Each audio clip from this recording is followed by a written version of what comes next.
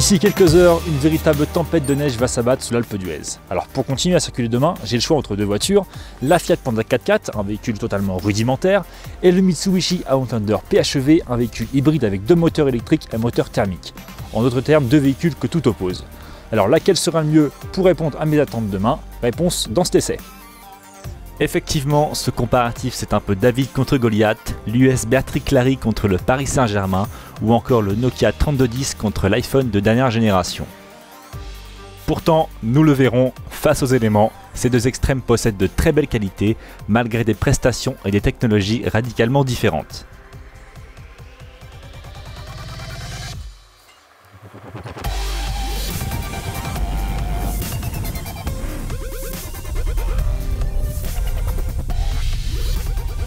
Bon, je vous avais pas menti, les conditions sont assez particulières. On est même sur un jour très rare aux Alpes d'Huez parce qu'on est sur un jour blanc. L'Alpe d'Huez c'est réputé en fait pour ce qu'il neige la nuit et qu'il se fasse vraiment très beau le jour. Et là malheureusement on tombe sur l'un des rares jours de l'année où c'est un jour où il neige encore la journée. Donc on n'y voit pas grand chose. Heureusement, j'ai envie de vous dire, on est à bord du Mitsubishi Outlander. Alors, comment il se comporte sous la neige? Alors, déjà, c'est une histoire de pneumatiques. On est sur des pneus Cross Climate, donc c'est pas forcément les meilleurs pour la neige, mais en tout cas, c'est déjà bien mieux que des pneus été. En fait, c'est des pneus 4 saisons, donc c'est des pneus qui se gardent toute l'année. On est sur un grip plutôt assez intéressant. Alors, le problème du Mitsubishi, c'est que c'est un véhicule qui est assez lourd, ça fait 1,9 tonne, donc il y a pas mal d'inertie, il faut quand même faire attention. Mais globalement, ça se conduit pas trop mal sous la neige. Donc on est sur un système de 4 roues motrices permanentes et non semi-permanent comme d'habitude sur les SUV entre guillemets plutôt urbains. Donc on a de la motricité répartie sur les deux essieux tout le temps. Et j'avoue que c'est plutôt agréable et ça aide pas mal, notamment lors de ces petites escapades sous la neige. Et autre avantage assez intéressant sur ce Mitsubishi, c'est que c'est un véhicule hybride. Donc en fait on a une autonomie d'environ 45 km réel en tout électrique. Et là actuellement on roule en tout électrique sous la neige, c'est déjà pas mal. Alors il fait assez froid, donc évidemment les batteries aiment pas trop ça. Mais Mitsubishi a pensé, on va dire, à tout. Parce qu'en fait ils ont intégré en fait un chauffage au niveau de la batterie qui permet de garder en fait la batterie à température constante. Et donc d'éviter de trop perdre en capacité, même par ces températures qui frôlent là les moins 5 degrés. Alors techniquement on est sur un véhicule assez intéressant parce que les bases techniques sont celles d'un véhicule électrique et on a greffé en fait un moteur thermique. Donc en fait il n'y a pas de boîte de vitesse comme sur une vraie voiture électrique et on a deux moteurs électriques, un sur l'essieu avant, un sur l'essieu arrière, ce qui en fait une 4 roues motrices permanente et un moteur thermique. Alors en termes de puissance, quand la voiture fonctionne uniquement en électrique, on a 95 chevaux, ce qui est amplement suffisant pour faire on va dire uniquement que de la ville. Et quand on sort justement de la ville, on a au cumulé avec les trois moteurs 230 chevaux. C'est tout juste ce qu'il faut pour une voiture qui fait 1,9 tonne. Ça accélère plutôt bien. Il y a pas mal de reprises. Avec les moteurs électriques, l'avantage qu'on a, c'est qu'on a du couple disponible immédiatement. Donc, honnêtement, c'est une voiture qui fait largement le job et qui, on va dire, a deux visages. Un visage, on va dire, une voiture qui peut se conduire en milieu urbain malgré son gabarit assez conséquent. Et une voiture avec laquelle on peut faire de longs trajets.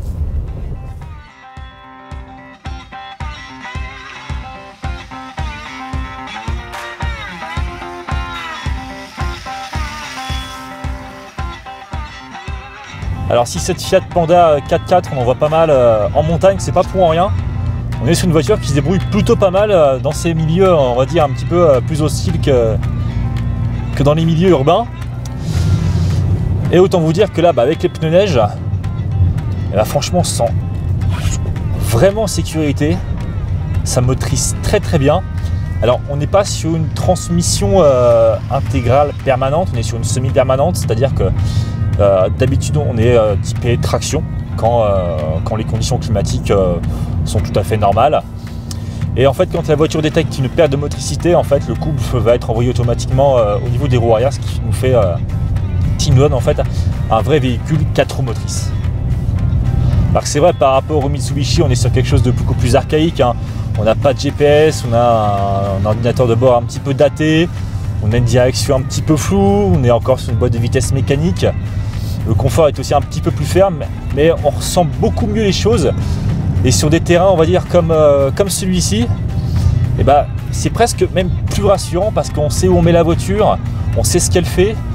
quand elle glisse, on sait qu'elle glisse, il n'y a pas beaucoup d'inertie, c'est une voiture qui est vraiment assez légère. Donc honnêtement, j'ai l'impression qu'on se sent un peu plus en sécurité dans cette Panda.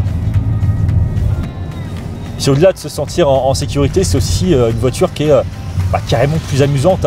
C'est tout bête, mais le fait d'avoir une boîte manuelle avec une voiture assez légère, puis un moteur relativement péchu, on est sur quand même un 90 chevaux, pour une voiture qui fait environ une tonne, c'est largement suffisant.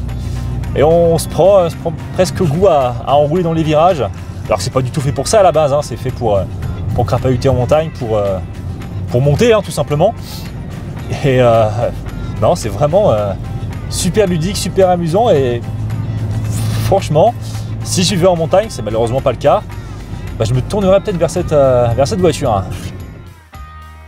Alors cette Fiat Panda 4x4 a un atout indéniable par rapport à la Mitsubishi, c'est que dans sa calandre, on peut stocker en fait des boules de neige, et ça c'est hyper appréciable, surtout qu'on a un caméraman à ses joueurs.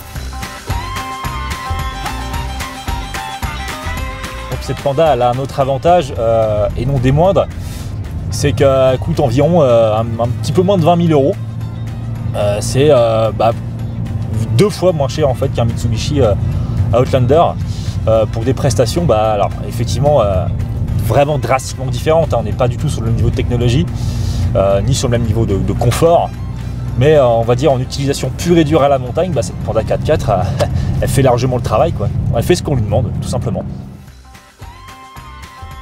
Vous l'aurez compris, si la philosophie de ces deux véhicules n'est pas si éloignée, un monde les sépare à la simple lecture de la fiche technique.